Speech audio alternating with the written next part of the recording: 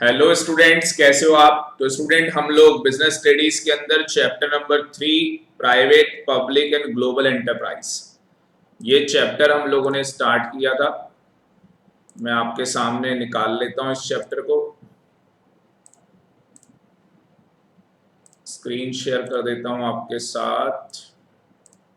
ये आपके सामने खुशी पीडीएफ आ गई।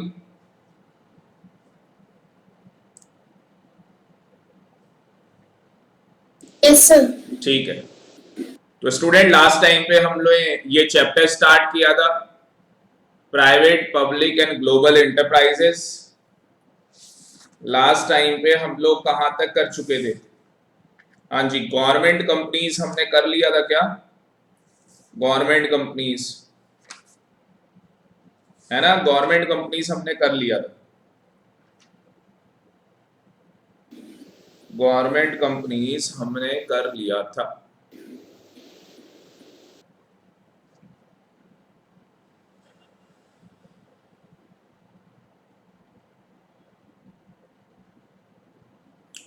गवर्नमेंट कंपनी करा दिया था ना आपको। Yes sir. यहां तक हो गया था, इसके आगे करना था हमें। ये डिफरेंस बिटवीन दिया था मैंने, ये हाँ जी, हाँ जी, ये आपको बोला था होमवर्क है। ये हो गया, डिफरेंस कर लोगे। Yes sir. ठीक है, थैंक यू। आगे चलते हैं। नेक्स्ट हमारे पास टॉपिक आ गया मल्टीनेशनल कंपनीज और ग्लोबल इंटरप्राइजेस। मल्टीनेशनल कंपनीज और ग्लोबल इंटरप्राइजेस, ये स्टार्ट कर रहे हैं। ठीक है, तो कॉपी पेन आपने ले लिया है, अपनी कॉपी में नोट्स बना रहे हैं हम लोग। बढ़िया बढ़िया हेडिंग डाल लो, multinational companies and global enterprises, ये हेडिंग डाल लो।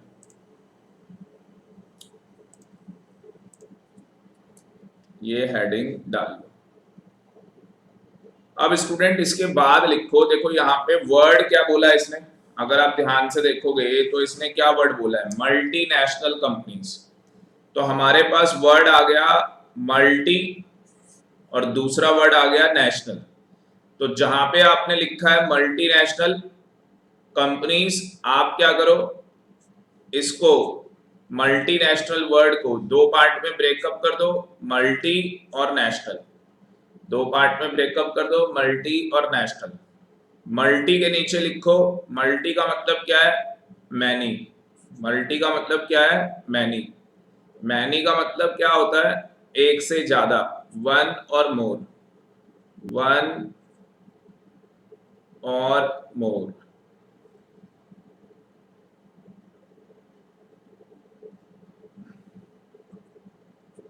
वन और मोर, ठीक है ना। सॉरी, मैनी का मतलब होगा to or more. Many word का मतलब होगा टू और मोर। और दूसरा लिखा है नेशनल। नेशनल का मतलब क्या है, कंट्रीज। नेशनल का मतलब क्या है, कंट्रीज। नेशनल का मतलब क्या है, कंट्रीज। इतना लिख लिया।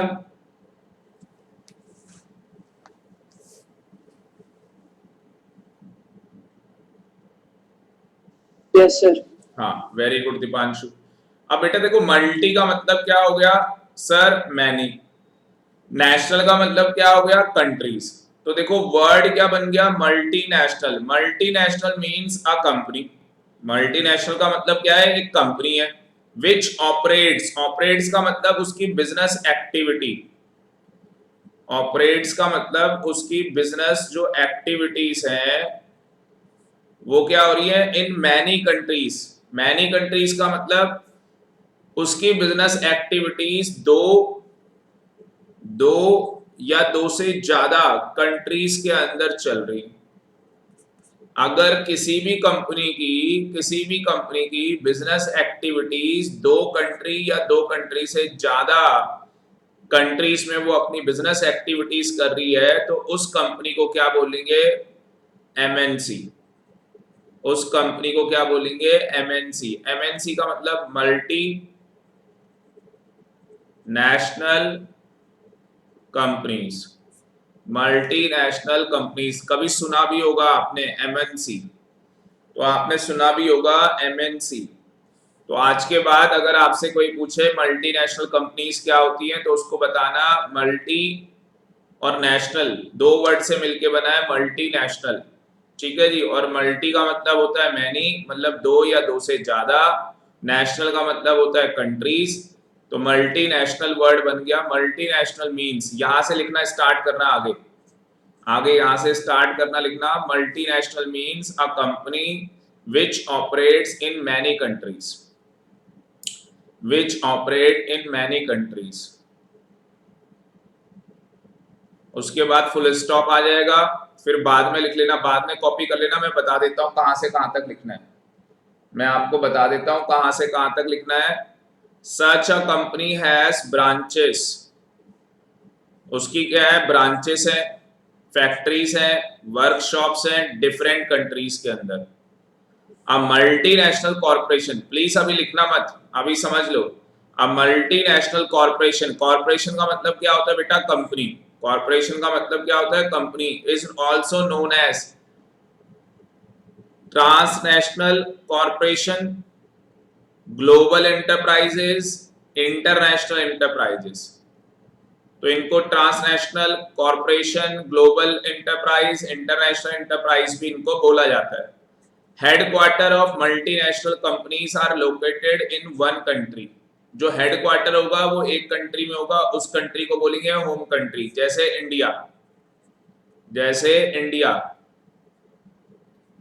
It carry business in other countries, जो अदर कंट्री में वो बिजनेस कर रहे हैं उस कंट्री को बोलेंगे होस्ट कंट्री। जिस कंट्री में वो बिजनेस कर रहे हैं उसको बोलेंगे होस्ट कंट्री। तो उनका जो होम कंट्री है वो क्या है, इंडिया। अच्छा, क्या इंडिया के अलावा कोई और हो सकता है, आंसर इज यस। जैसे सोनी का क्या है, जापान। सोनी जो कंपनी है उसकी होम कंट्री जापान है, ठीक है जी। और बाकी बाकी क्या है, होस्ट कंट्री है। इसका मतलब इंडिया क्या है, होस्ट कंट्री है। Coca Cola, Hyundai, Nike, Reebok, LG, Samsung, तो भाई बहुत सारी ऐसी कंपनी है जिनकी होम कंट्री क्या है, outside India. Multinational company get incorporated in home country, तो ये इनकॉर्पोरेट कहाँ पे होती है, मतलब इनका जन्म कहाँ होता है, होम कंट्री के अंदर। तो ये यहाँ तक पूरा कॉपी करना होगा आपको, एक बार कॉपी कर लो फटाफट, एक बार फटाफट यहाँ तक कॉपी कर लो।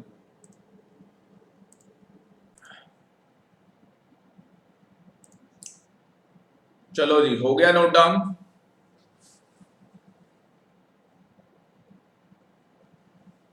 खुशी कर लिया।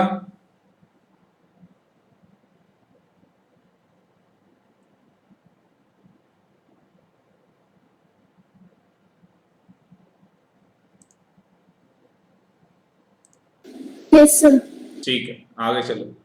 बाकी बाद में लिख लेना, ये कोई डेफिनेशन लिखने की जरूरत नहीं है, ये काट दो, कोई जरूरत नहीं है इसको लिखने की। देखो बोल दिया ना इसने, टू और मोर कंट्रीज, तो मैंने आपको यही चीज बोली थी, to or more countries.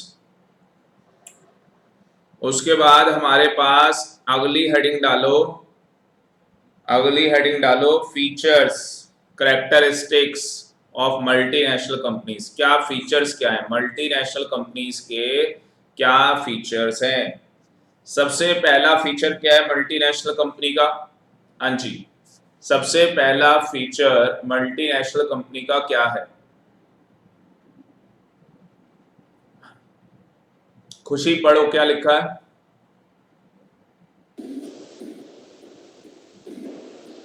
Brand size and huge capital resource, the assets and sales of multinational companies are quite large. These companies operate on large scale. Their operations are so huge that sometimes their sales turnover exceeds the gross national product of a developing country. For example, the physical assets of IBM International Business Machines excess $8 billion. देखो बहुत बड़ा example है IBM का जो इन्होंने लिया है। International business machines है आईबीएम, और आईबीएम की स्टूडेंट इंडिया में ही नहीं बाहर भी ब्रांचेस हैं, तो हम बोल सकते हैं जो आईबीएम है वो एमएनसी है। IBM क्या है? MNC। MNC का मतलब क्या है बताओ सर? MNC कैसे लिख के आओगे एग्जाम में sir? MNC means multi, multi means अंजी many, and national means countries. National means countries. तो यहाँ पे आगे बताओगे multinational means a company. Multinational मतलब क्या होता है? एक कंपनी होती है और जो ऑपरेट करती है कहाँ पे? मैनी कंट्रीज के अंदर, उसको मल्टीनेशनल कंपनीज बोलते हैं। जिसकी क्या है? एक ब्रांच इंडिया में होगी और बाकी की ब्रांचेस कहाँ पे होंगी? अदर कंट्रीज के अंदर, उसको मल्टीनेशनल कंपनीज बोला जाता है। तो हमारी जो IBM कंपनी है, हमारी IBM कंपनी है, वो क्या है? मल्टीनेशनल कंपनी है। आपको पता होगा ये कंपनी मशीन्स के ऊपर, मतलब कि ये कंपनी सॉफ्टवेयर्स बनाती है। ये कंपनी क्या करती है? सॉफ्टवेयर बनाती है। तो ये कंपनी हमें सॉफ्टवेयर बनाती है। ग्रैंड साइज, इसका जो साइज है वो बहुत बड़ा है। ह्यूज कैपिटल रिसोर्सेस, कंपनी के पास बहुत बड़ा कैपिटल रिसोर्सेस है, पैसा बहुत है कंपनी में लगा हुआ। ठीक है जी। जैसे आप चैप्टर नंबर 7 के अंदर भी पढ़ रहे हैं कि बिजनेस के अंदर पैसा लगाना होता है, कैपिटल लगानी होती है। तो यहाँ पे जो कैपिटल का सोर्स है वो यूज है, बहुत बड़ा कैपिटल सोर्स है यहाँ पे। Asset and sales of multinational company are quite larger, मतलब कि इसकी एसेट्स भी बहुत ज्यादा होती है और सेल की बात करें तो सेल भी बहुत ज्यादा होती है। ऑपरेट लार्ज स्केल, बहुत बड़े स्केल में काम हो रहा है। मतलब IBM केवल इंडिया में नहीं है, IBM अमेरिका में भी है, IBM ऑस्ट्रेलिया के अंदर भी है, IBM आपका जापान में भी है। तो बहुत सारी कंट्रीज के अंदर IBM जो है वो अपना क्या कर रही है? बिजनेस कर रही है। This operate so huge sometime sales turnover, कई बार क्या होता है? जो सेल्स टर्नओवर होती है इन कंपनीज की, एक्सीड द GNP। ये आप 12th क्लास के अंदर पढ़ोगे। ग्रॉस नेशनल प्रोडक्ट क्या होता है? ग्रॉस नेशनल प्रोडक्ट का मतलब है जो इंडिया अपनी धरती में पैसा कमा रहा है, जो इंडिया की gross national product, developing country की इनकम है, डेवलपिंग कंट्री की क्या है? इनकम है। इनकी कई बार सेल टर्नओवर, सेल टर्नओवर का मतलब जो ये सेल कर देते हैं अपना प्रोडक्ट, वो ज्यादा होती है। वो क्या होती है? डेवलपिंग कंट्री से कई बार ज्यादा होती है। तो इसके अंदर की पॉइंट्स क्या क्या आपको मिल गए? इसके अंदर अगर की पॉइंट्स की बात करें तो क्या क्या की पॉइंट्स हो गए इसके अंदर? सबसे पहले तो देखो एग्जाम्पल तो आप पूरा का पूरा लिख के आ जाओगे IBM का, कोई दिक्कत नहीं है। उसके बाद आप बता दोगे एसेट और सेल के बारे में। ठीक है। ऑपरेट करती है लार्ज स्केल में। सेल टर्नओवर क्या होती है? Gross national product of developing country से ज्यादा होती है। तो ये 3-4 की पॉइंट्स हैं। इस तरीके से हमें की पॉइंट्स देखने होते हैं और फिर आपको छाप के आना है। ठीक है, बाद में नोट्स बना लेना, ये लिख लेना पूरा। सेकेंड पॉइंट पढ़ो क्या लिखा है खुशी।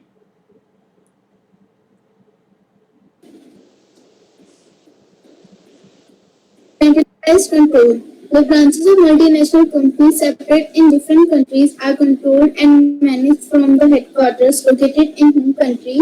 All the branches operate within the policy framework formed by headquarters. अब देखो क्या कह रहा है सेंट्रलाइज कंट्रोल का। देखो दो बिजनेस के अंदर, ये अलग से लिख लेना, ये मैं चीज समझा रहा हूं आपको। बिजनेस के अंदर दो तरीके से बिजनेस को कंट्रोल किया जाता है। जैसे मेरा हो गया राजेश नेगी क्लासेस, तो मेरा बिजनेस जो है वो दो तरीके से क्या हो रहा है? कंट्रोल हो रहा है। दो तरीके से कैसे कंट्रोल हो रहा है? या तो सेंट्रलाइज कंट्रोल होगा, या तो सेंट्रलाइज कंट्रोल होगा, या डिसेंट्रलाइज कंट्रोल। सेंट्रलाइज का मतलब होता है एक जगह से कंट्रोल कर रहे हो आप। सेंट्रलाइज का मतलब क्या है? आप एक जगह से, मान लो मैं कहां से कंट्रोल कर रहा हूं? द्वारका से कंट्रोल कर रहा हूं। मैं राजेश नेगी क्लासेस को कहां से कंट्रोल कर रहा हूं? द्वारका से। ठीक है जी। द्वारका कहां है? दिल्ली में। दिल्ली कहां है? इंडिया में। तो इंडिया से क्या हो रहा है? राजेश नेगी क्लासेस को कंट्रोल किया जा रहा है। अब राजेश नेगी क्लासेस की ब्रांचेस है, मान लो जापान में भी है, ऑस्ट्रेलिया में भी है, आपका अमेरिका में भी है, USA। ठीक है जी। तो बहुत सारी, इंग्लैंड में भी है। तो उसका कंट्रोल, सारा कंट्रोल, चाहे जापान में काम हो रहा हो, ऑस्ट्रेलिया में हो रहा हो, यूएसए में हो रहा हो, इंग्लैंड में हो रहा हो, कहीं पे भी हो रहा हो, सारा कंट्रोल कहां से हो रहा है भाई? इंडिया से। सारा कंट्रोल कहां से है? इंडिया से। ठीक है ना। डिसेंट्रलाइजेशन में क्या होता है, आपकी ब्रांच कहां पे है? इंडिया, मतलब आप कहां से ऑपरेट कर रहे हो? राजेश ने की क्लासेस को सर इंडिया से ऑपरेट कर रहे हैं हम, सर इंडिया से क्या कर रहे हैं? राजेश ने की क्लासेस को क्या कर रहे हैं? ऑपरेट कर रहे हैं। बट स्टूडेंट, हमारा डिसेंट्रलाइजेशन है, तो ये कंट्रोल इंडिया से भी होगा, जापान से भी होगा, ऑस्ट्रेलिया, यूएसए, सभी से होगा। डिसेंट्रलाइजेशन का मतलब होता है जिसका कंट्रोल हर जगह से हो रहा हो। जैसे मैं आपको बताता हूं, आपने सुना होगा हल्दीराम, तो हल्दीराम की क्या है? फ्रेंचाइजी होती है। अगर आप कनॉट प्लेस जाओगे तो कनॉट प्लेस में भी क्या है? हल्दीराम है। द्वारका जाओगे, द्वारका में भी हल्दीराम है। ठीक है ना। और अगर आप किसी और सिटी में जाते हो, मतलब दिल्ली से बाहर अगर आप निकलते हो, किसी और सिटी में जाते हो, बैंगलोर, वहां पे भी आपको हल्दीराम मिलेगा। आप आसाम जाओगे, आसाम में भी मिलेगा आपको। इसका मतलब इंडिया के हर जगह क्या है? हल्दीराम फैला हुआ है। अब मुझे बताओ, क्या हल्दीराम एक जगह से कंट्रोल हो रहा है, या जो आसाम वाला है वो आसाम से हो रहा है? सर जो आसाम का है वो आसाम से कंट्रोल किया जा रहा है, जो दिल्ली वाला है वो दिल्ली वाले से कंट्रोल हो रहा है। तो भाई ये क्या हो गया? डिसेंट्रलाइजेशन हो गया। ये क्या हो गया? डिसेंट्रलाइजेशन। अगर एक जगह से सारा कंट्रोल हो, अगर एक ही जगह से सारा कंट्रोल हो तो उसे बोलते हैं सेंट्रलाइज्ड। तो यहां पे बोला गया है सेंट्रलाइज कंट्रोल। यहां पे कौन सा कंट्रोल बोला गया है? Centralize control. Branches of multinational companies spread in different countries. क्या मुझे बताओ? आईबीएम, आईबीएम, क्या आईबीएम जो कंपनी है इसकी डिफरेंट डिफरेंट कंट्रीज में ब्रांचेस हैं या नहीं है? Answer is yes. Control and manage from headquarter. जो इसकी होम कंट्री है वो आपको चेक करनी पड़ेगी। आई थिंक यूएसए ही, अमेरिका ही इसकी होम कंट्री है आईबीएम की। तो आईबीएम की होम कंट्री कौन है? अमेरिका। तो अमेरिका से क्या हो रहा है? आईबीएम कंट्रोल किया जा रहा है। All branches operate with in the policy framework formed by the headquarter. तो जो अमेरिका ने पॉलिसी बनाई है, फिर चाहे इंडिया में ब्रांच हो, ऑस्ट्रेलिया में ब्रांच हो, कहीं पे भी हो, सारी की सारी जो ब्रांचेस हैं उसके अंदर जो पॉलिसी फ्रेमवर्क है, जो मतलब कि बात मानी जाएगी, वो किसकी मानी जाएगी? जो यूएसए के अंदर होम कंट्री में क्या है? कंपनी है, उसके अकॉर्डिंग सारा काम चलेगा। समझ में आ गया खुशी? Yes sir. तो इसको भी नोट कर लेना, बाद में स्पेस छोड़ दो इसके लिए। नेक्स्ट पॉइंट आ गया हमारे पास एडवांस टेक्नोलॉजी। नेक्स्ट पॉइंट हमारे पास आ गया एडवांस टेक्नोलॉजी। पढ़ो, एडवांस टेक्नोलॉजी के अंदर क्या है? Advanced technology. Multinational companies make use of latest technology to supply world-class products. They employ capital-intensive technology and innovative techniques of production. देखो सीधी और सिंपल सी बात है, इसके अंदर क्या कह रहा है? एडवांस टेक्नोलॉजी में क्या कह रहा है भैया? जो मल्टीनेशनल कंपनीज होती हैं, हम लोग एग्जांपल आईबीएम का ही लेंगे। आईबीएम, तो हमारी जो आईबीएम कंपनी है वो मल्टीनेशनल कंपनी है। ये क्या यूज करती है? लेटेस्ट टेक्नोलॉजी का यूज करती है। ये जब भी यूज करेगी लेटेस्ट टेक्नोलॉजी का यूज करेगी, और सप्लाई जब करेगी, जो प्रोडक्ट बनाएगी वो क्या होगा? वर्ल्ड क्लास प्रोडक्ट होगा। वर्ल्ड क्लास मतलब कि सर पूरा वर्ल्ड उस प्रोडक्ट को क्या करेगा? यूज करेगा। अब ये लोग काम कैसे करते हैं? जो टेक्नोलॉजी होती है, ये कौन सी टेक्नोलॉजी यूज करते हैं? या तो ये कैपिटल इंसेंटिव टेक्नोलॉजी यूज करते हैं, और साथ ही साथ इनोवेटिव टेक्नोलॉजी। प्लस एंड लिखा है, मतलब दोनों। तो आईबीएम कंपनी में कैपिटल इंसेंटिव टेक्निक मतलब पैसा भी बहुत ज्यादा इन्वेस्ट किया जाता है हर साल। साथ ही साथ हाँ जी, इनोवेटिव क्या है? टेक्निक्स ये लोग क्या करते हैं? अपने प्रोडक्शन के लिए यूज करते हैं। प्रोडक्शन का मतलब है, जैसे आईबीएम है तो सॉफ्टवेयर बनाना, उनका क्या काम है? प्रोडक्शन करना। तो उसके अंदर इनोवेटिव टेक्निक्स यूज की जाती है। फोर्थ पॉइंट क्या है? Expansion of market territories. Expansion of market territories पढ़ना, इसे क्या लिखा है?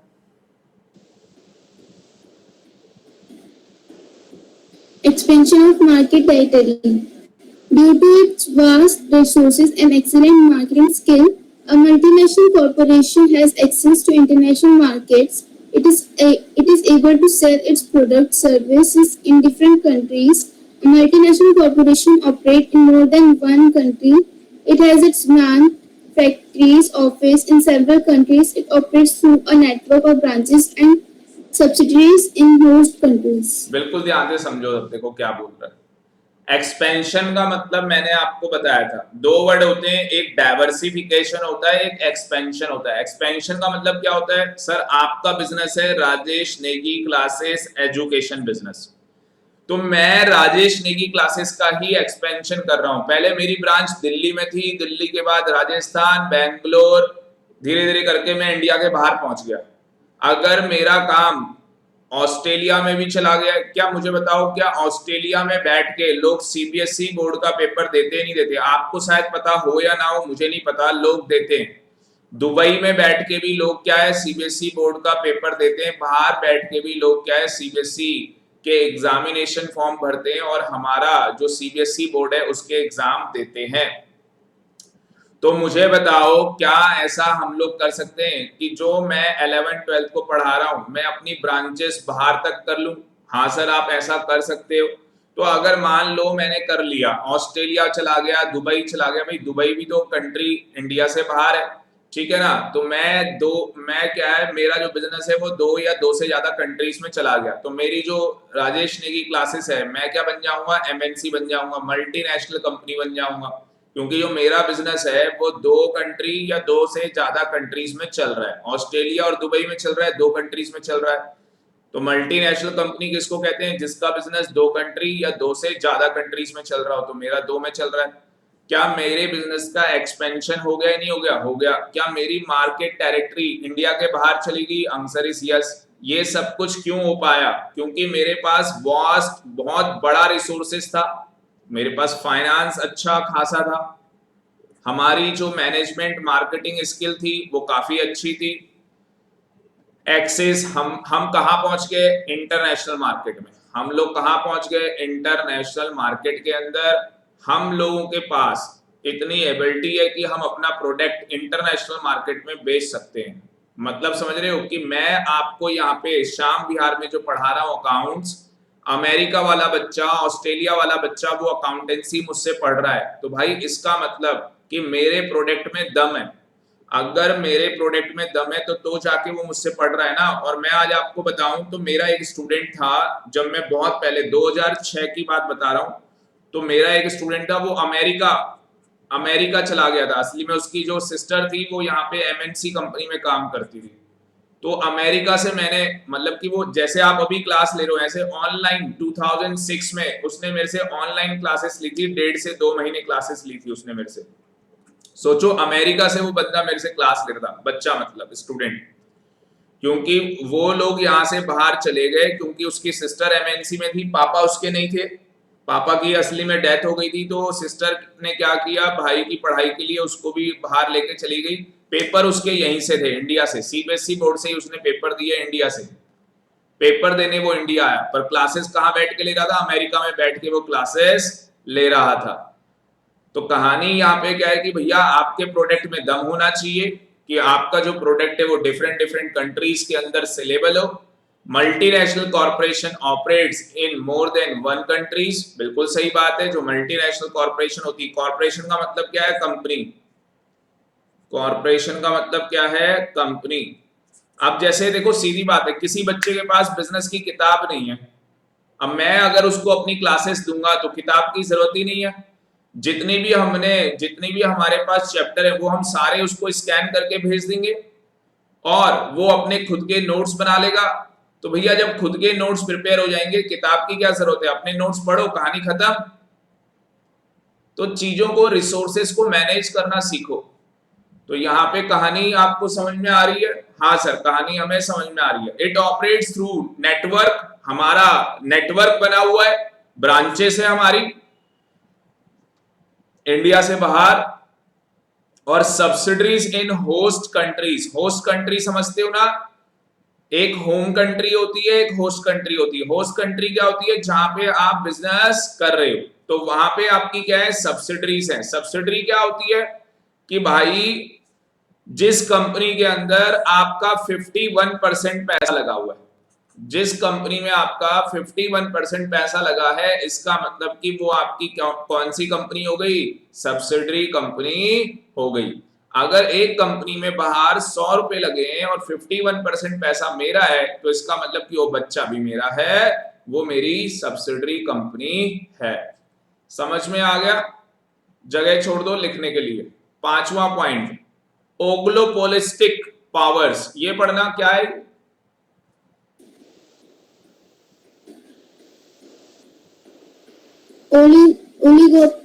Oligopoly means power in the hands of few companies only. Due to their giant size, the multinational companies occupy a dominating position in the market.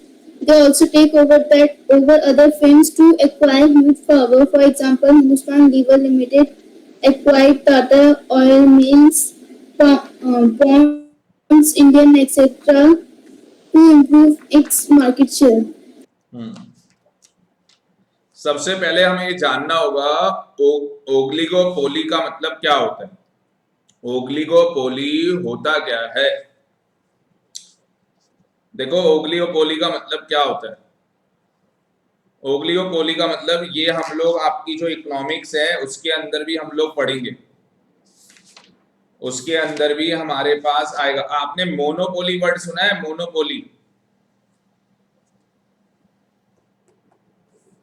आपने monopoly word सुना है? पहले बताओ, मोनोपोली बताओ, सुना है या नहीं सुना है? Yes sir. हाँ, क्या होता है मोनोपोली का मतलब? सुना है सर। नहीं सुना तो है बेटा, बहुत अच्छी बात। आप मुझे बताएं मोनोपोली का मतलब क्या होता है। Monopoly, mono sir single. Poly, very good. Mono का मतलब होता है भाई सिंगल, मोनो का मतलब होता है सिंगल, पोली का मतलब होता है सेलर। अगर किसी चीज को बेचने वाला एक आदमी, किसी चीज को बेचने वाला एक ही आदमी, मान लो हमारे पूरे श्याम विहार में भाई एक ही आदमी है जिसकी बेकरी की दुकान है और किसी की है ही नहीं, मुझे बताओ उस बंदे की सिंगल सेलर हो गया, क्या उसकी मोनोपोली हो जाएगी? नहीं हो जाएगी। मोनोपोली का मतलब भाई वो जो मर्जी चाहेगा अपने रेट बढ़ा देगा चीजों के, और लोगों को खरीदना भी पड़ेगा। क्यों? क्योंकि सर पूरे श्याम विहार में और कोई बेकरी की दुकान ही नहीं है। अब हर आदमी थोड़ी ना कि नजफगढ़ या द्वारका भागने लग जाएगा बार बार, हाँ भाई मुझे पेस्ट्री खानी है, चलो द्वारका भाग जाओ।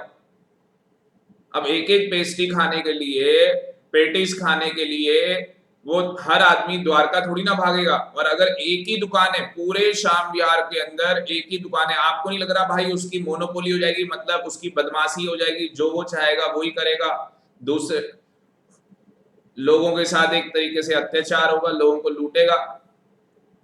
मान लो राशन की दुकान भी एक ही हो, जैसे आपने आत्माराम देखी, मान लो एक ही आत्माराम है भाई और कोई दुकान ही नहीं है, मुझे बताओ वो भी मनचाहे रेट में माल बेचने लग जाएगा? नहीं बेचने लग जाएगा? बोलो खुशी।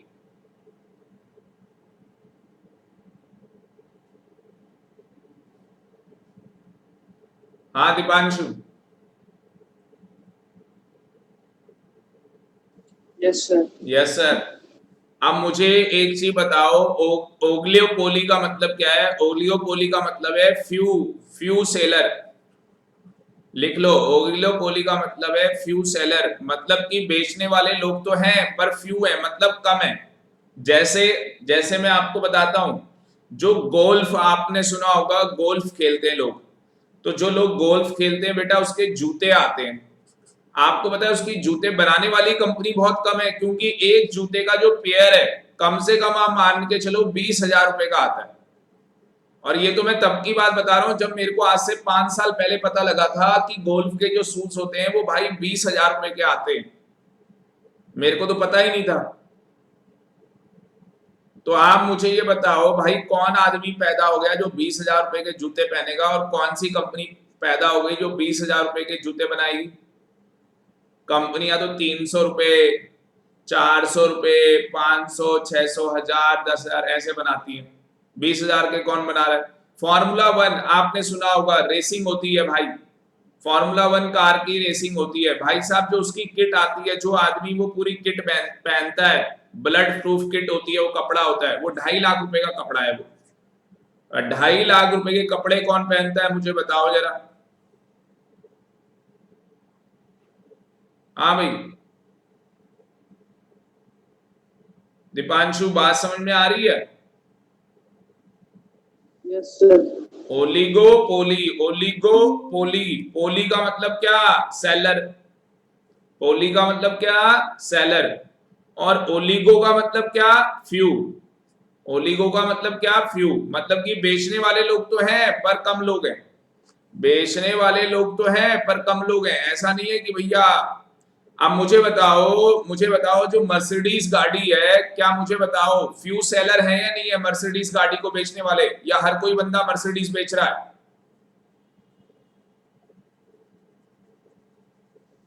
फ्यू है सर।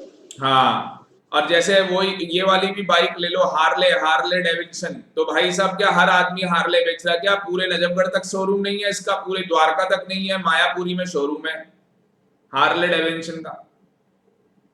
कहानी समझ। और बाइक की आप देख लो ना, 5-5 लाख, 8-8 लाख, 10-10 लाख की तो बाइक आ रही है ना भाई। हर आदमी क्या 8-8, 10-10 लाख की बाइक लेके घूमेगा क्या? तो ओलिगो का मतलब फ्यू सेलर, पोली का मतलब सेलर, ओलिगो का मतलब फ्यू, पोली का मतलब सेलर। तो यहां पे क्या कह रहा है? कह रहा है oligopoly means power in the hands of few companies. Oligopoly के अंदर पावर जो होती है वो किसके पास होती है? फ्यू कंपनीज के पास पावर होती है। मतलब उस चीज को बेचने की पावर बहुत कम कंपनीज के पास होती है, ड्यू टू ग्रैंड साइज। क्या मुझे बताओ, मर्सिडीज कंपनी और जो ये इतनी बड़ी बड़ी कंपनी है जो हार्ले डेविडसन बेच रही है भाई साहब, इनका ग्रैंड साइज होता है नहीं होता? मल्टीनेशनल कंपनीज होती है नहीं होती है भाई? ये मल्टीनेशनल कंपनीज होती हैं। मर्सिडीज कोई इंडिया की थोड़ी ना है, जापान की है। Occupy a dominating position in the market, क्या मार्केट के अंदर एक डोमिनेट पोजीशन है या नहीं है भाई? मर्सिडीज और मारुति, होंडाई, इन सब का कोई कंपैरिजन है क्या मर्सिडीज से? सर बिल्कुल नहीं है। They also take over other firms to acquire huge power. अब इनका मन आए तो भाई साहब छोटी मछली को खा लेते हैं। ये बड़ी मछली है ना तालाब की, और छोटी मछलियां घूम रही है, तो अगर इनका मन आएगा तो छोटी छोटी जो मछलियां हैं उनको खा जाएंगी ये। अब मुझे बताओ, किसान मंडी भाई साहब इतना बड़ा स्टोर बना दिया उन्होंने, ठीक है ना? तो जो छोटे मोटे दुकानदार हैं वो तो उनके सामने नजर ही नहीं आ रहे भाई साहब। अगर आप लिम्का की 2 लीटर की बोतल लोगे तो भाई साहब अलग अलग रेट है। कहीं पे रेट आपको मिलेगा 70 रुपए, कोई रेट देगा 74, कोई भाई साहब 80 भी बेच रहा होगा, और कोई भाई साहब 68 रुपीस में भी बेच रहा होगा। तो भाई वो तो आपको मार्केट में जाके चेक करना पड़ेगा ना भाई साहब, कौन कितने रेट पे बेच रहा है। किसी दुकान में कोई एक चीज सस्ती होती है, दूसरी चीज महंगी होती है। ये तो बिजनेस करने का क्या है, वसूल है, एक चीज सस्ती कर दो। तो यहाँ पे भैया ये बड़ी मछली होती है ओलिगोपोली, छोटी मोटी मछली को तो ऐसी टेक ओवर कर लेती है, मतलब खरीद लेती हैं छोटी मोटी कंपनियां। फॉर एग्जाम्पल हिंदुस्तान यूनिलीवर, ओ भाई साहब बहुत बड़ी कंपनी है। हिंदुस्तान यूनिलीवर ने किसको खरीदा? टाटा को। टाटा ऑयल्स मिल्स को खरीद लिया, पॉन्ड्स इंडिया को खरीद लिया। पॉन्ड्स की कंपनी वो आती क्रीम, और ये सारा काम ये लोग क्यों करते हैं? Improve its market share, market में अपना शेयर बढ़ाने के लिए ये काम करते हैं ये लोग। खुशी समझ में आ गया Deepanshu? Yes, sir. Yes sir. Very good बेटा। प्रोडक्ट इनोवेशन, प्रोडक्ट इनोवेशन का मतलब क्या होता है? अपने प्रोडक्ट के अंदर चेंजेस लेके आओ, अपने जो प्रोडक्ट हैं उनको डेवलप करो, उनके अंदर चेंजेस लेके आओ। मुझे बताओ एप्पल का जो मोबाइल आता है वो मार्केट के अंदर इतना सक्सेसफुल क्यों है? क्योंकि सर एप्पल क्या है, हमेशा नई टेक्नोलॉजी लेके आता है और बाकी के लोग उसकी टेक्नोलॉजी को कॉपी करते रहते हैं बेचारे। आप मुझे खुद बताओ, क्या एप्पल सबसे पहले नई टेक्नोलॉजी मार्केट के अंदर लेके आता है या नहीं आता है एप्पल का मोबाइल? यस और no?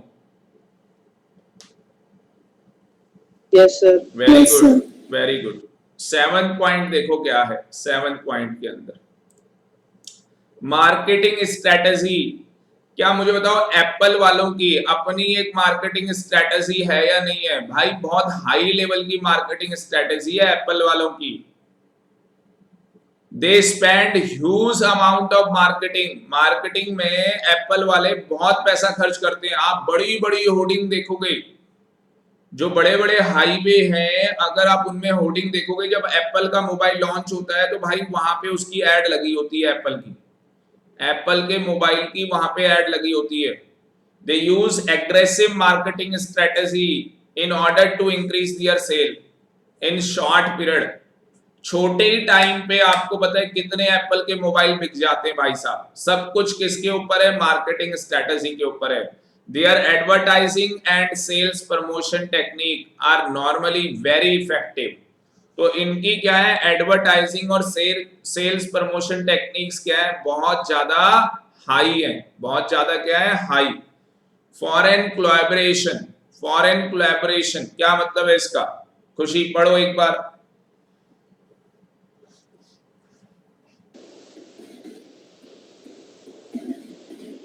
Foreign collaborations. Global enterprises usually enter into agreements with Indian companies pertaining to the sale of technology, production of goods, use of brand names for the final product, etc. बस अब मुझे बताओ McD का example ले लो। आप McD का example ले लो भाई साहब।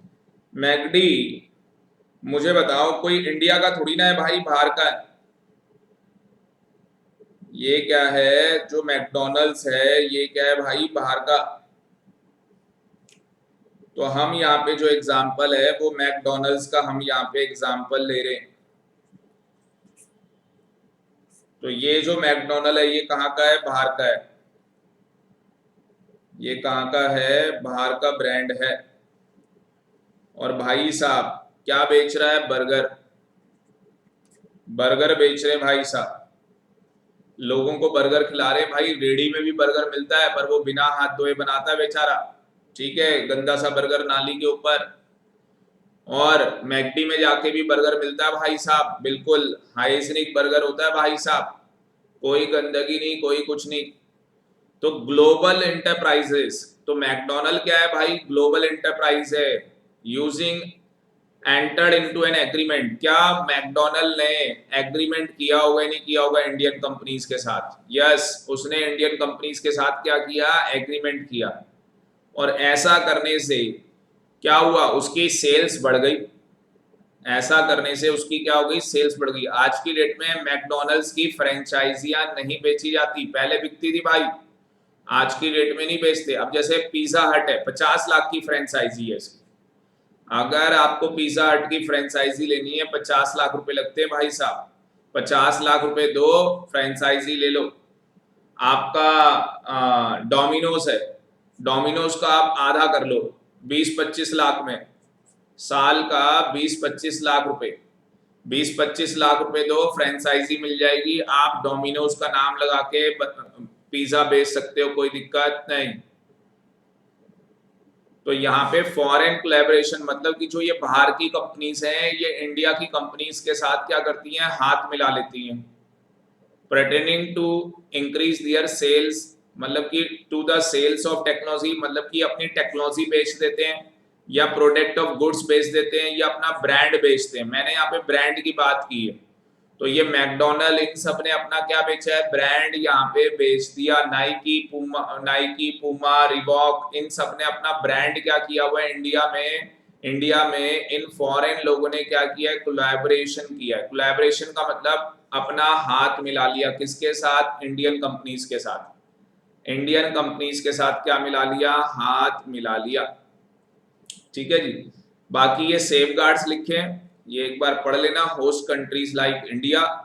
तो ये लोग क्या है, ये सेफ गार्ड, चलो छोटा सा दिया है मैं ही बता देता हूँ, ये सेफ गार्ड्स फॉलो करते हैं। MNC should be allowed to enter high tech industry only, for example telecommunication, petrochemicals etcetera. तो जो फॉरेन कोलैबोरेशन होता है या जो एमएनसी कंपनीज होती हैं, हाई टेक इंडस्ट्रीज होती है, जैसे टेलीकम्युनिकेशन है, मतलब हाई टेक का मतलब भाई जिसका मार्केट में बहुत बूम चल रहा है। अभी टेलीकम्युनिकेशन का आप देखो कितना बड़ा बूम चल रहा है, वोडाफोन भाई बाहर की कंपनी है, इंडिया में आके बिजनेस कर रही है, ठीक है ना। MNC must bring foreign direct investment. Foreign direct investment का मतलब भाई साहब फॉरेन करेंसी आ गई इंडिया के अंदर। फॉरेन डायरेक्ट इन्वेस्टमेंट का मतलब बाहर वाले लोगों ने इंडिया में क्या कर दिया, पैसा लगा दिया, उसकी वजह से इंडिया में क्या आ गया, फॉरेक्स। फॉरेक्स आने की वजह से इंडिया का जो बीओपी है, बीओपी का मतलब बैलेंस ऑफ पेमेंट, वो क्या हो जाएगा, बढ़ जाएगा। बैलेंस ऑफ पेमेंट क्या है, जो इंडिया का फॉरेन एक्सचेंज, इंडिया का फॉरेन एक्सचेंज क्या हो जाएगा, बढ़ जाएगा। 12th क्लास के अंदर चैप्टर है पूरा बैलेंस ऑफ पेमेंट का, वहां पढ़ेंगे हम लोग। तो एमएनसी कंपनी कहाँ पे आती है, हाई टेक इंडस्ट्रीज के अंदर आती है। एमएनसी कंपनी क्या लेके आती है, फॉरेन डायरेक्ट इन्वेस्टमेंट लेके आती है। उससे क्या होता है, हमारा बीओपी बढ़ जाता है। Multinational company not allowed to kill small industry. तो मल्टीनेशनल कंपनीज को अलाउड नहीं है कि हमारी जो छोटी डोमेस्टिक एंटरप्राइज है, छोटी मोटी कंपनी है, उनको हर्ट करे, ऐसा नहीं कर सकती। They must offer healthy competition, उनको एक हेल्थी कंपटीशन क्या है, इंडिया में करना पड़ेगा, ठीक है ना। तो ये कहानी है।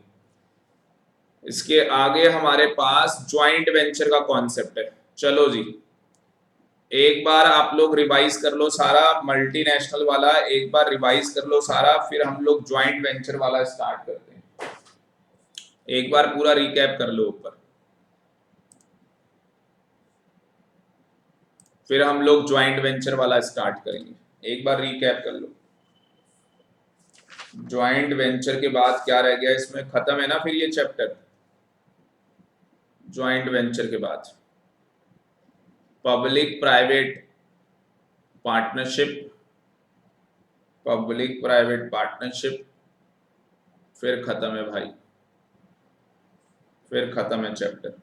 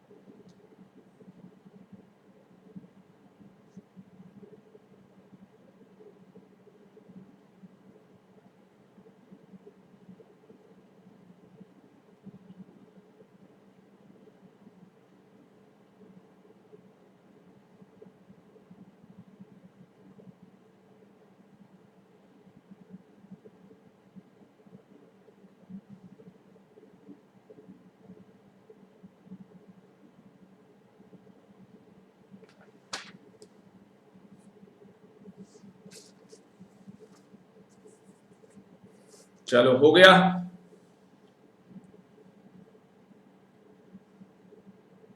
खुशी पढ़ लिया?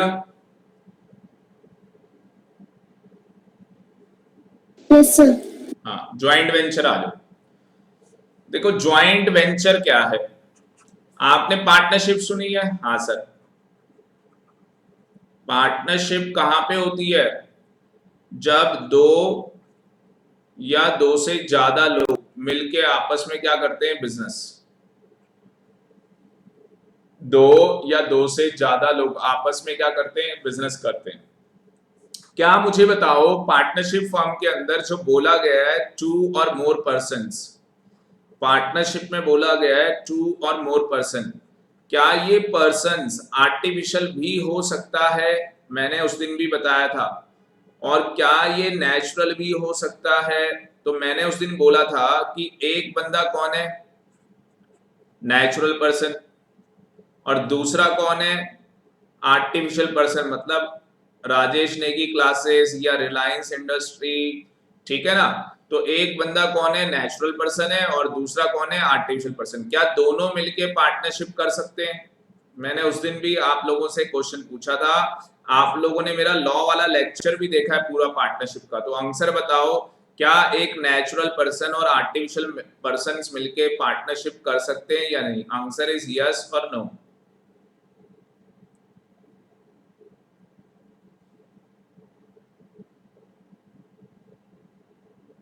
Answer is yes. यस और नो? पर क्या दो Yes, sir. आर्टिफिशियल पर्सन मिलके पार्टनरशिप बना सकते हैं? Answer is no. दो आर्टिफिशियल पर्सन मिलके पार्टनरशिप नहीं बना सकते। एक नेचुरल पर्सन का होना क्या है? मैंडेटरी है। एक नेचुरल पर्सन का होना क्या है? मैंडेटरी है। बात समझ में आ रही है? हाँ जी, बात समझ में आ रही है Yes, या sir. नहीं? ठीक है, अब मेरी बात को ध्यान से सुनो। तो एक नेचुरल पर्सन का होना क्या है? जरूरी है। एक नेचुरल पर्सन का होना जरूरी है। अब मेरी बात को ध्यान से सुनो। जब ज्वाइंट वेंचर की हम बात करते हैं तो यहां पे देखो क्या लिख रहा है, when two or more firms join together to establish a new enterprise then it is known as joint venture. इसका मतलब ज्वाइंट वेंचर के अंदर क्या होगा? नेचुरल पर्सन हाथ नहीं मिला रहे आपस में। पार्टनरशिप में कौन लोग आपस में हाथ मिला रहे? Natural person. पार्टनरशिप में आपस में जो दो लोग मिलके पार्टनरशिप कर रहे हैं, वो दो लोग कौन है? नेचुरल पर्सन मिलके आपस में हाथ मिला रहे हैं और बिजनेस कर रहे हैं। ठीक है ना? आर्टिफिशियल भी हो सकता है, वो बात सही है, कोई दिक्कत नहीं है। पर मुझे बताओ, ज्वाइंट वेंचर में दोनों जो बिजनेस इंटरप्राइज होंगी वो कौन होंगी? आर्टिफिशियल होंगी। वो दोनों क्या होंगी? आर्टिफिशियल होंगी, नेचुरल पर्सन नहीं होंगे। Two firm contribute capital and participate in the management. ये दोनों ही फर्म क्या करेंगी? कैपिटल लगाएंगी और मैनेजमेंट के अंदर पार्टिसिपेट करेंगी। देखो सिंपल वर्ड्स में ज्वाइंट वेंचर क्या है? एक पार्टनरशिप है between two firms, firm of same country as well as firms of two different countries can join together। जैसे टाटा आयरन, ठीक है, and steel company joint venture किया इन्होंने अपना। IPCOL एक गवर्नमेंट इंटरप्राइज बनाई टू प्रमोट, एक नया नाम, ठीक है ना? इस तरीके से बहुत लोगों ने क्या किया? अपना ज्वाइंट वेंचर किया। Joint venture together to form Birla Yamaha limited. Maruti company India की, इसने सुजुकी जापान के साथ ज्वाइंट वेंचर किया। ये तो एक बड़ा एग्जांपल है। मारुति कंपनी जो इंडिया की है, उसने सुजुकी जापान कंपनी के साथ क्या किया? एक ज्वाइंट वेंचर किया, मारुति सुजुकी इंडिया लिमिटेड। तो ये जहां पे भी आप देखते हो ना इंडिया लिमिटेड लिखा होता है, इसका मतलब समझ लेना इन कंपनीज ने आपस में क्या कर रखा है? Joint venture. दो कंपनीज का नाम कहीं पे भी नजर आ जाए और साथ में इंडिया लिखा हो तो समझ लेना इन कंपनी का क्या हो रखा है? आपस में ज्वाइंट वेंचर। तो स्टूडेंट, जब भी ज्वाइंट वेंचर होता है तो वो आपस में किसका होता है? आर्टिफिशियल पर्सन का। ज्वाइंट वेंचर किसका होता है? आपस में आर्टिफिशियल पर्सन का। कितने लोग आपस में मिलके ज्वाइंट वेंचर कर सकते हैं? टू और मोर इंटरप्राइजेस या टू और मोर फर्म्स। दो या दो से ज्यादा फर्म्स मिलके क्या कर सकती हैं, ज्वाइंट वेंचर कर सकती हैं। एग्जांपल दे देना। तो ज्वाइंट वेंचर एक तरीके से क्या है, पार्टनरशिप है, पर पार्टनरशिप में और ज्वाइंट वेंचर में क्या है, डिफरेंस है। समझ में आया या नहीं?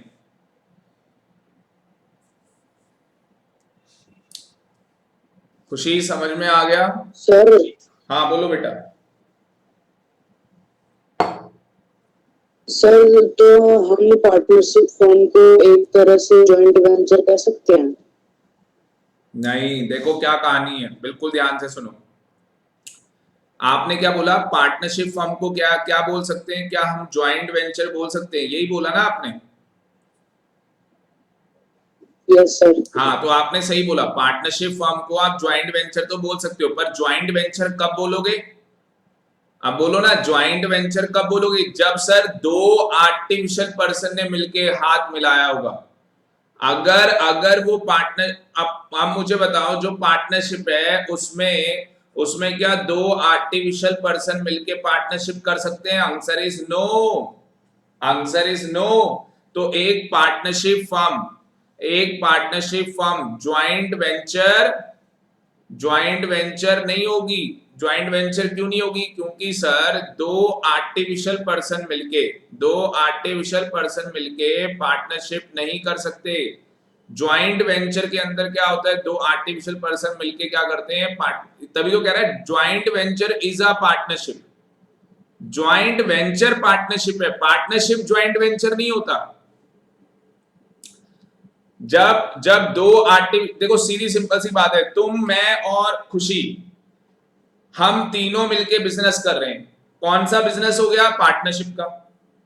अब मैं बिजनेस नहीं कर रहा, राजेश नेगी क्लासेस ने क्या किया, तुम्हारी पार्टनरशिप फर्म के अंदर पैसा लगा दिया, क्या वो भी पार्टनरशिप का बिजनेस है? Answer is yes. पर अगर मुझे बताओ, मुझे ज्वाइंट वेंचर करना है, तो ज्वाइंट वेंचर में क्या होगा, दो आर्टिफिशियल पर्सन चाहिए।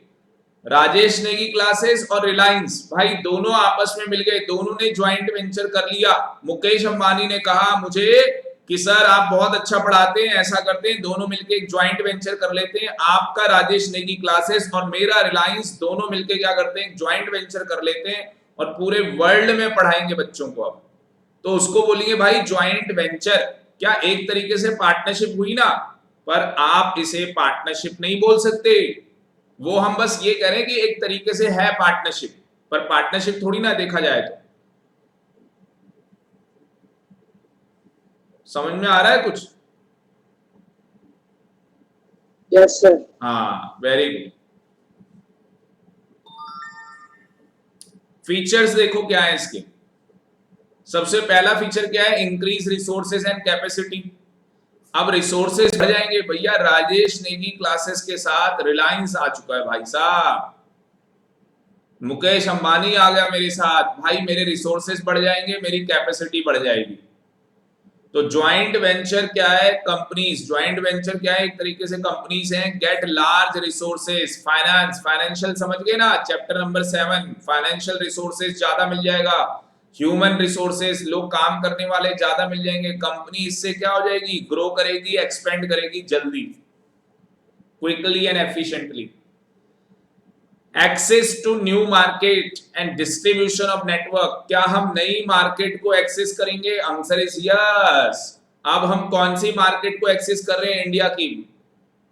सुजुकी कहां की कंपनी थी भाई? जापान की। मारुति कंपनी ने क्या किया, मारुति कंपनी ने उसके साथ ज्वाइंट वेंचर कर लिया। सर आप जापान में अपनी गाड़ियां बेचते हो, सर इंडिया में गाड़ी बनाते हैं, इंडिया में बेचेंगे। क्या मुझे बताओ, सुजुकी के पास एक नई मार्केट आ गई, नहीं आ गई? यस। और मारुति कंपनी के अभी जो मार्केट, इंडिया की जो मार्केट है, उसके अंदर शेयर बढ़ गया नहीं बढ़ गया भाई? 54% मारुति कंपनी का शेयर है इंडिया में। 100 गाड़ियां अगर मार्केट में बिक रही हैं तो 54 गाड़ियां मारुति कंपनी बेच रही है। दे कैन ऑल्सो टेक, अच्छा इनका अब ज्वाइंट वेंचर खत्म हो गया, हाँ, मारुति और सुजुकी का ज्वाइंट वेंचर बेटा अब खत्म हो चुका है। जैसे हीरो होंडा ज्वाइंट वेंचर खत्म हो गया, अब हीरो मोटोकॉर्प बन गया। तो कभी अब अगर अब आप जाओगे, अगर मारुति की हम लोग बोलते हैं हमने मारुति की गाड़ी ली है, तो भाई था अब आप देखोगे तो मारुति का एम लग के नहीं आता, सुजुकी का एस, सुजुकी का एस बना हुआ आता है गाड़ी में, कभी ध्यान से देखना आप। अब वो मारुति वाला एम गया, तो अब बस मारुति कहाँ रह गया, वर्कशॉप में, या मारुति कहाँ रह गया, डीलर शॉप में, जहां पे शोरूम में गाड़ियां बिकती हैं, वहां देखोगे वहां एम और एस बना हुआ होगा। तो बस वहीं तक अब ज्वाइंट वेंचर रह गया। पहले मैन्युफैक्चरिंग के अंदर भी ज्वाइंट वेंचर था, वो खत्म हो गया, वो खत्म कर दिया। उसके बाद आप इसका एडवांटेज है, आप retail outlet in different local market. अब लोकल मार्केट में आपको रिटेल आउटलेट भी देखने को मिलते हैं। तो अगर मारुति की बात करें तो इसके रिटेल आउटलेट भी आपको देखने को मिल जाते हैं, मतलब जहां पे मारुति की गाड़ी के पार्ट्स आपको मिल जाएंगे। Access to technology, advance technology और प्रोडक्ट लीड। अब मुझे बताओ, अगर अच्छी टेक्नोलॉजी यूज करेंगे तो सुपीरियर क्वालिटी होगी, लोग ज्यादा से ज्यादा आपकी टेक्नोलॉजी को लेना पसंद करेंगे। For example, by joining hands with a company developed nation, Indian companies get benefit of advance technology. मुझे बताओ, जापान डेवलप्ड नेशन है भाई, और हमारी कंट्री इंडिया क्या है, डेवलपिंग नेशन। अगर जापान और इंडिया की दो कंपनी एक साथ मिलेंगी तो उसका बेनिफिट किसको होगा, इंडिया की कंपनी को उसका बेनिफिट होगा। इनोवेशन, ज्वाइंट वेंचर हेल्प करता है किसके अंदर, इनोवेशन ऑफ प्रोडक्ट। हमारा जो प्रोडक्ट है उसके अंदर इनोवेशन आ जाएगी, उसके अंदर नई टेक्नोलॉजी आ जाएगी, नया चेंज आ जाएगा, because new idea and new technology of foreign partner. Foreign partner के पास नया आइडिया होता है, नई टेक्नोलॉजी होती है। कॉस्ट ऑफ प्रोडक्शन क्या हो जाएगा भाई, कम हो जाएगा। कॉस्ट ऑफ प्रोडक्शन क्या हो जाएगा, कम, because low cost of material, labour, management professional, chartered accountant, engineer, scientist etcetera. तो ये सब कुछ हमारा जो कॉस्ट ऑफ प्रोडक्शन है इसके अंदर क्या हो जाएगा, कम। International companies merge with Indian companies. तो मर्ज का मतलब इंडिया की कंपनी के साथ मिलके काम करने लग गए।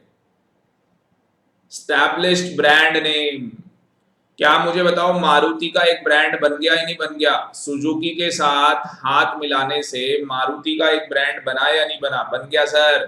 To firm enter into a joint venture, तो उससे क्या होता है, आपकी गुडविल बन जाती है, आपका ब्रांड बन जाता है मार्केट के अंदर। ऑलरेडी मारुति कंपनी एग्जिस्टेंस में थी, सुजुकी के आने से एक नई टेक्नोलॉजी आ गई, ठीक है ना, और मार्केट के अंदर एक अच्छा प्रोडक्ट आ गया, उसका बेनिफिट मारुति कंपनी को भी मिला और लोगों को भी मिला। नया कॉन्सेप्ट आ जाओ। खुशी समझ में आ गया, दीपांशु समझ में आ गया?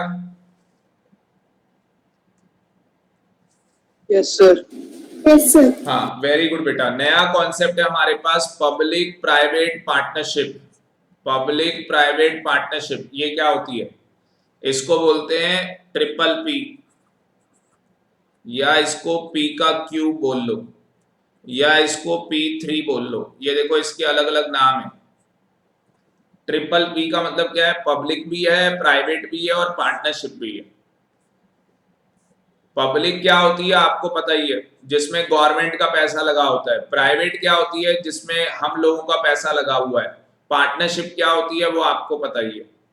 Describe a government service private business venture which is funded and operate by a partnership of government. तो गवर्नमेंट क्या कर रही है, पार्टनरशिप कर रही है।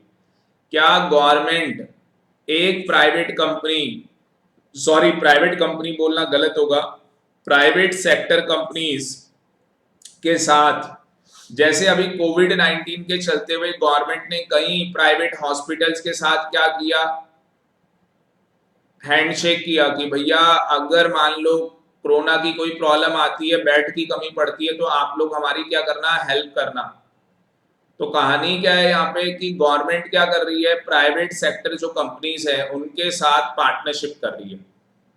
अब मान लो गवर्नमेंट है, भारत सरकार, भाई मोदी, ये आप इंडिया का ले लो, आम आदमी पार्टी, आपको, तो आपको, आप जो सरकार है, ठीक है जी, आपकी जो गवर्नमेंट है उसको राजेश नेगी क्लासेस, भाई उनको लगा कि ये लोग बहुत अच्छा काम कर रहे हैं, बहुत अच्छा पढ़ा रहे हैं बच्चों को, ऐसा करते हैं जो जितने भी सरकारी स्कूल हैं सबके अंदर 11th और 12th में राजेश सर की क्लासेस चलेंगी भाई साहब।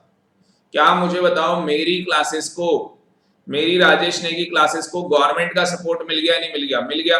अब ये गवर्नमेंट, आप जो है वो एक गवर्नमेंट है ना भाई, मनीष सिसोदिया एजुकेशन मिनिस्टर है दिल्ली का, तो मेरे को क्या है, गवर्नमेंट का सपोर्ट मिल गया। मैं कौन था? प्राइवेट सेक्टर कंपनी थी मैं, मान लो मैं प्राइवेट लिमिटेड कंपनी हूं, मान लो, ठीक है जी, तो मैं तो प्राइवेट सेक्टर कंपनी थी, तो मेरे को क्या है, गवर्नमेंट का सपोर्ट मिल गया। क्या मुझे बताओ, पब्लिक भी हो गया, प्राइवेट भी हो गया, और हमारी क्या हो गई, पार्टनरशिप। जहां ट्रिपल पी मिल जाएंगे भाई वहां तो आग लगा देंगे। फॉर एग्जाम्पल पढ़ो क्या लिखा है खुशी।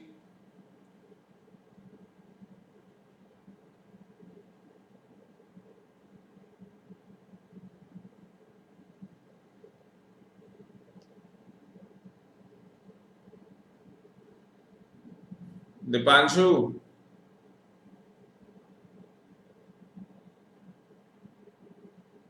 Yes sir. पढ़ो बेटा क्या लिखा है example. A hospital building financed and constructed by a private developer and then leased to hospital authority.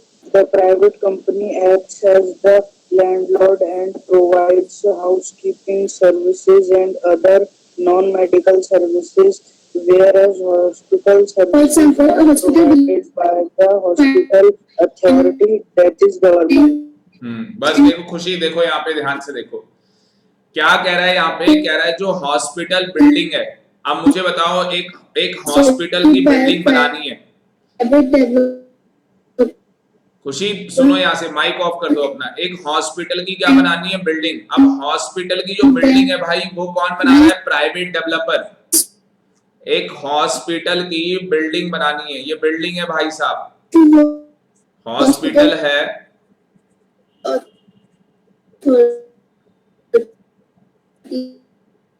Hospital की क्या बनानी है भाई, बिल्डिंग बनानी है। हॉस्पिटल की क्या बनानी है, बिल्डिंग। अब ये बिल्डिंग कौन बनाएगा, प्राइवेट डेवलपर ये बिल्डिंग बनाएगा। बिल्डिंग बनाने के बाद लीज में दे देगा, बिल्डिंग बनाने के बाद लीज में दे देगा। लीज का मतलब होता है लॉन्ग टर्म के लिए दे देना, मतलब 5 साल 10 साल 15 साल के लिए लीज में दे दिया आपने प्रॉपर्टी। जैसे रेंट पे प्रॉपर्टी दी जाती है, अब रेंट पे जब प्रॉपर्टी देते हैं तो आप 11 महीने के लिए प्रॉपर्टी रेंट पे देते हैं। कभी आप किसी का रेंट एग्रीमेंट देखना, तो रेंट एग्रीमेंट में लिखा होगा कि 11 महीने के लिए आपको रेंट में ये प्रॉपर्टी दी है। पर जो लीज होती है वो क्या होती है, 1 साल से ज्यादा होती है, लॉन्ग टर्म होती है, 5 साल 10 साल 15 साल ऐसे होती है, ठीक है ना। जितने भी ये बैंक्स होते हैं ये लॉन्ग टर्म में ही लेते हैं अपनी लीज, जो अपनी ब्रांचेस खोलते हैं बैंक, ये लीज लॉन्ग टर्म में लेते हैं। तो यहाँ पे प्राइवेट डेवलपर ने क्या किया, हॉस्पिटल बनाया, हॉस्पिटल बना के लीज में दे दिया किसको, सरकार को। अब सरकार और ये प्राइवेट डेवलपर मिलके क्या है, यहाँ पे लिखा है the private company act as a landlord. तो जो वो प्राइवेट कंपनी है वो क्या बन गई, लैंडलॉर्ड बन गई। प्रोवाइड्स हाउस कीपिंग सर्विस, क्या दे रही है, हाउस कीपिंग सर्विस दे रही है, और other non medical services. Non medical service क्या हो गई, जैसे ट्रांसपोर्टेशन की सर्विस दे दी, एम्बुलेंस प्रोवाइड करवा दी, ठीक है ना, लेबर प्रोवाइड करवा दिए, ठीक है ना। तो ये सब क्या है, नॉन मेडिकल सर्विसेज है। वेयर एज हॉस्पिटल क्या प्रोवाइड कर रहा है, मेडिकल सर्विस प्रोवाइड कर रहा है।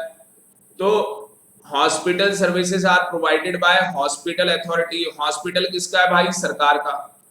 तो एक क्या कर, सरकार ने क्या किया, एक हॉस्पिटल उसे चाहिए था, उसने प्राइवेट डेवलपर को बोला भाई तुम बिल्डिंग बना दो और बिल्डिंग बना के हमें लीज में दे देना।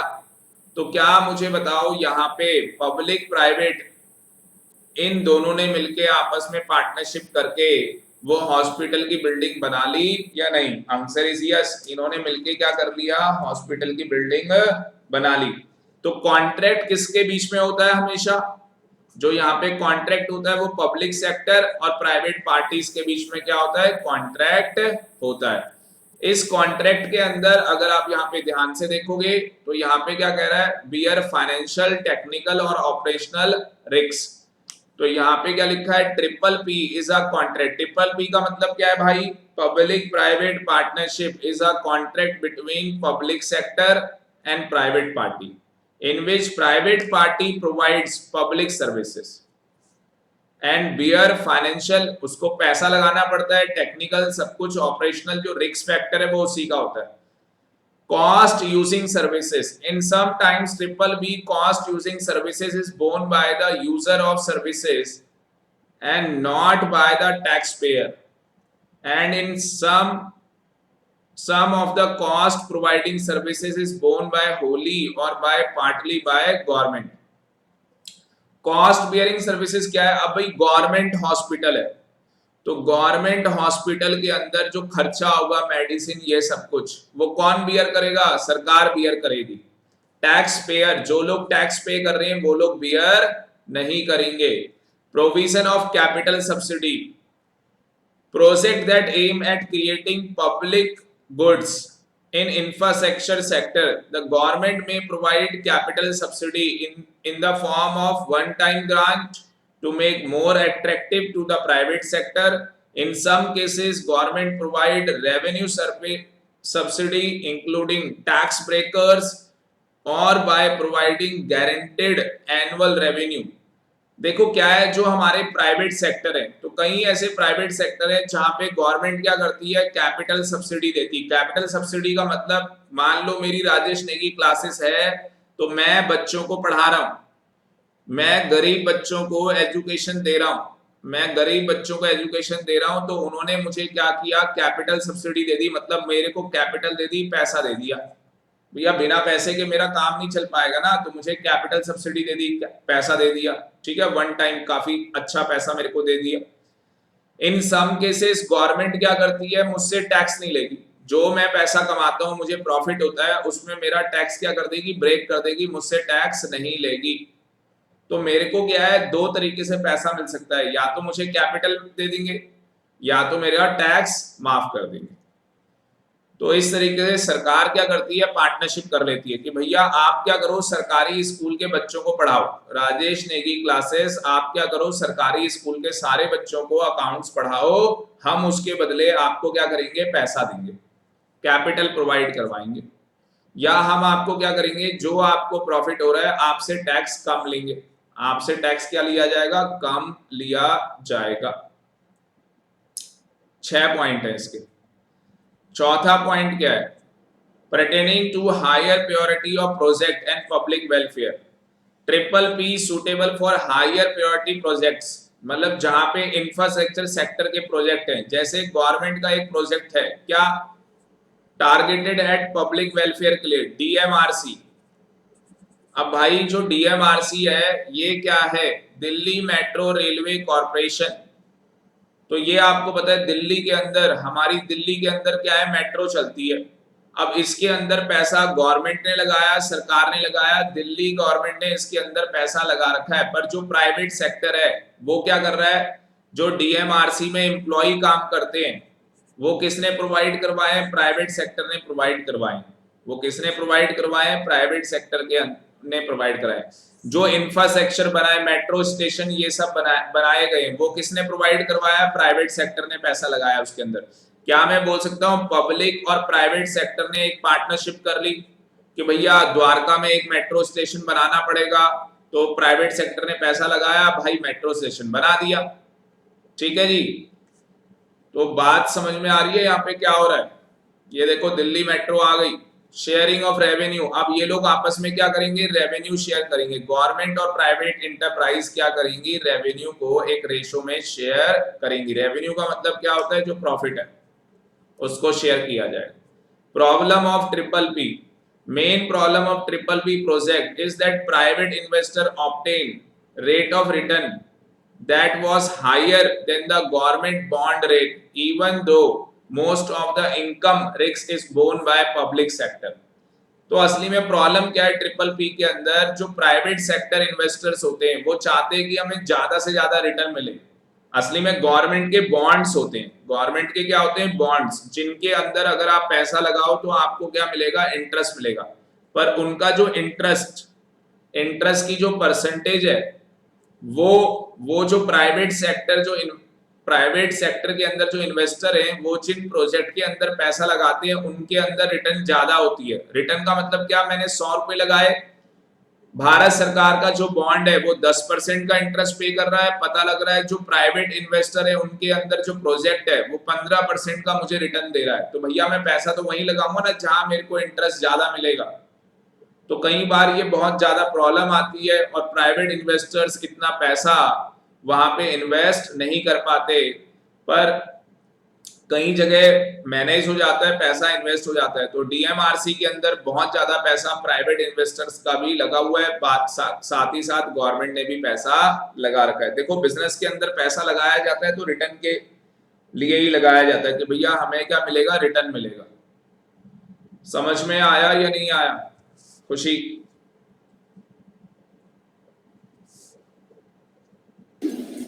Yes, sir. दीपांशु आ गया समझ में? Yes sir. चलो, तो बिजनेस की क्लास यहीं पे ओवर कर रहे हैं। जो नेक्स्ट क्लास होगी बिजनेस की उसके अंदर चैप्टर नंबर 4, मतलब कि मंडे, कल नहीं करेंगे, मंडे चैप्टर नंबर 4 करेंगे स्टार्ट, बिजनेस सर्विसेज।